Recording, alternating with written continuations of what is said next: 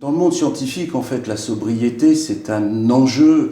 On est un peu les monsieur Jourdain et monsieur et madame Jourdain de la sobriété. C'est-à-dire que on crée des connaissances, on se lève pas le matin pour créer des connaissances et polluer plus ou consommer plus. Donc nous, la sobriété, ça fait partie d'une toile de fond de nos travaux, de nos motivations. Et si on doit encore recontextualiser un peu plus, ça donne un sens aussi supplémentaire au sens qu'on avait déjà, qu'on donnait déjà à ce que l'on fait, c'est-à-dire créer des connaissances pour contribuer à notre société. Alors on voit aujourd'hui qu'il faut consommer moins, préserver des ressources, mieux contrôler ce que l'on consomme, et puis éviter les frottements pour consommer moins, éviter la corrosion pour éviter de prendre des ressources.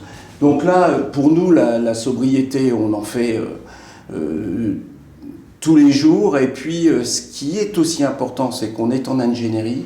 Et qu'en ingénierie, c'est pluridisciplinaire.